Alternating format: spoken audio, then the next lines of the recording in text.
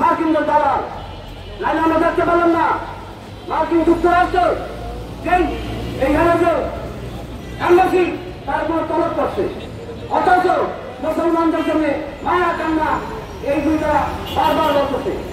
এগুলি সব সাধারণত প্যালেস্টাইনের মানুষের মুক্তি আর বাংলাদেশের কর্মজীবী মানুষের যে মুক্তি, এই পুঁজিবাদী অবস্থাকে উচ্ছেদ করা ছাড়া এই মুক্তি সম্ভব না।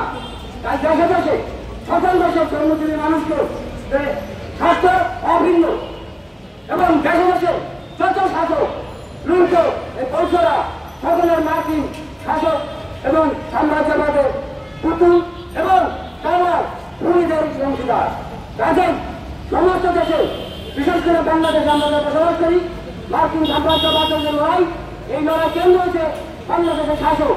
এই শাসককে উচ্ছেদ করতে পারলেই এবং একটা স্বাধীন সমাজ প্রতিষ্ঠা করতে পারলেই আমরা সত্যিকার অর্থে ওই প্যালেস্টাইনের জনগণের মুক্তির যে লড়াই, সেই লড়াইয়ে অংশ হতে পারবো। আমি সেই লড়াইয়ে সকল বাংলাদেশের জনগণী মানুষকে ঐক্যবদ্ধ লড়াই করা এবং সেই লড়াই একমাত্র বামপন্থীরাই করতে পারে। ওই ইসরায়েলের যে আক্রমণ, এই আক্রমণেও প্যালেস্টাইনের পক্ষে বামপন্থীরাই লড়াই করছে এবং তারা দুর্গার সাথে লড়াই করছে। আমি সেই লড়াইয়ে সকলকে ঐক্যবদ্ধ থাকা এবং বাংলাদেশে প্যালেস্টাইনের পক্ষে আন্দোলন সংগ্রাম করে তোলার আহ্বানকে আমি আমার বক্তব্য শেষ করছি।